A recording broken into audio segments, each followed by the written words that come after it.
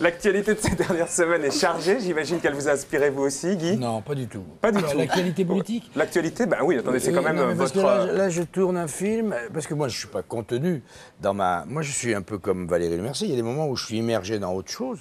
Là, je tourne un film, je fais l'acteur. Et très franchement, je feuillette quand j'ai le temps les journaux, et même dans mon spectacle, je fais du drôle avec du triste, mais je ne fais pas que de la politique. Mais je peux pas croire que la cassette... à Éric Raoult. Non, mais je peux pas croire que la cassette, par exemple, de Jean-Claude Méry, elle vous a pas inspiré quelque chose. Ça oui, j'ai vu Et alors? Cassette. La cassette, c'est un vieux feuilleton. Moi, j'ai commencé à parler de ça dans une cassette que je peux dater, moi, en 98. On en a isolé un petit extrait, ça tombe bien. Ah bon? Oui. On regarde, hein? Oui, je veux bien. On regarde. C'était au Théâtre de la Renaissance, je crois. Oui, c'était le même réalisateur, Colonna, Dominique, mon copain, qui réalise cette émission, qui était derrière. On regarde ce que vous disiez, et vous n'étiez pas d'ailleurs le seul à le dire à ce moment-là. Chirac avait chaud aux fesses, déjà il y a 2 ans. Oui, mais je le disais mieux que les autres. Oui. Non, Chirac, lui, sa principale hantise, secret bien gardé par Polichinelle et par le juge Alphen, c'est la mairie de Paris. C'est la mairie de Paris.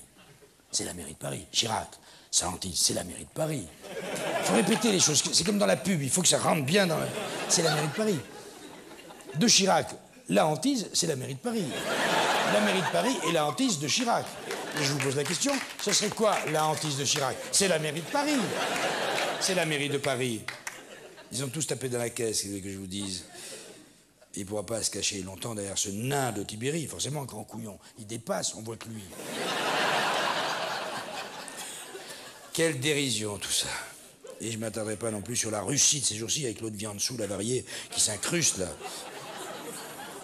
Si vous amusez à observer avec un peu de malice ceux qui sont censés diriger la planète, au hasard, Clinton, Chirac, Helsinki, 3 chefs d'État, ils sont dans un État...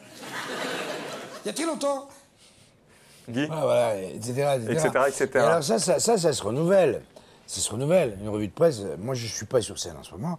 Je serai sur scène à partir du mois de janvier. Évidemment, je vais intégrer...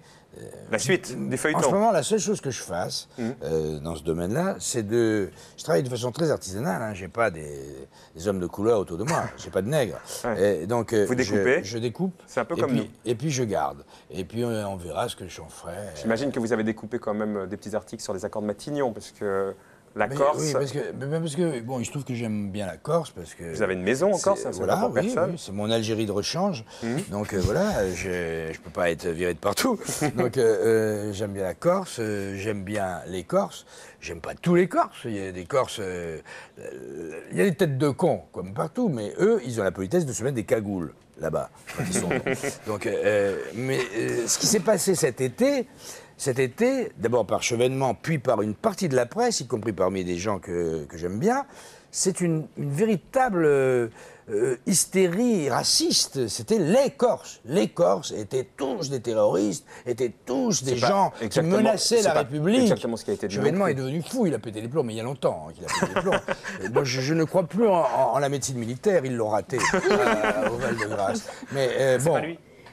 Hein? C'est pas lui. C'était pas lui. Mais c'était Mr Bean, vous avez vu c'est ça. Il vous a piqué un bout de votre spectacle, Alexis. Alors bon, je sais plus ce que je disais, et puis je m'en fous d'ailleurs. Non, mais que grosso modo, on a mis tous les Corses dans le même panier, quoi. Oui, et qui menace la République plus que les gens qui la représentent? Je vais pas faire le malin, mais le premier psychopédiatre venu, mon cher Marco, mon cher Guy, vous dira que dans la mesure où on infantilise les citoyens, et où les gens qui nous représentent, de gauche, de droite, je m'en fous maintenant. Moi, je suis un orphelin politique. Je m'en fous.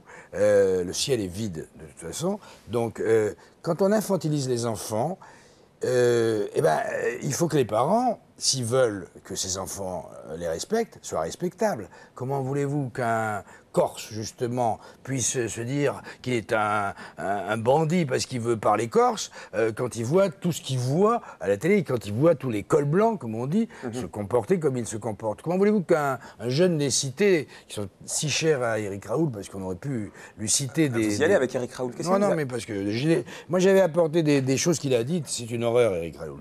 Et il a dit des trucs monstrueux. Bien, enfin, c'est pas de la haine, c'est du mépris. C'est une grosse fixette. Une grosse fixette. Non, mais parce qu'il était là. Jamais je pense à Éric Raoult. quand on l'invite pas, jamais, mais jamais. Mais qui Bon, allez, il est parti. On va pas. Mais, et il a quand même la gentillesse de venir aussi. Oui, bon. Pour vous, oui. Mais moi, il serait pas venu, franchement. Bon, allez, concluez, Guy, concluez. Je conclus par le fait que, d'une certaine façon, ça sera très difficile de faire que les Corses d'un côté, les jeunes des cités de l'autre, qui nous font si peur, n'est-ce pas, obéissent à la loi, si ceux qui font la loi la respectent aussi mal et aussi peu et de façon flagrante. Je veux dire que Chirac est à l'Élysée, restera à l'Élysée par la volonté de Roland Dumas, qui lui-même est mis en examen. Si Chirac n'est pas mis en examen, c'est grâce à un mis en examen.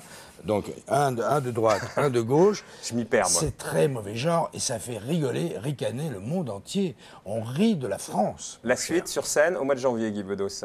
Mais là, je ne suis pas du tout en train de faire le comique, là. Non, mais pas du tout. Mais sur scène, vous ne faites pas forcément le comique. Humoriste, je suis un citoyen. Il m'arrive d'être un acteur aussi. Il m'arrive de parler d'autre chose, de parler de l'amour, du sexe, de ma mère. Là, en tout cas, vous parlez politique. Oui, parce que vous m'y incitez beaucoup. Absolument. Alors, qu'est-ce qu'il y a eu encore? De quoi on peut parler? Je sais pas, vous avez vu la nouvelle émission de Mireille Dumas sur France 3 l'autre soir? Il y avait Christine de Vier-Joncourt et Elisabeth Tessier. Oui. Elle a écrit un livre qui s'appelle Putain de la République, à 6 milliards de centimes, ça fait cher la passe quand même. Hein. Mais la République a les moyens. Oui, n'est-ce pas?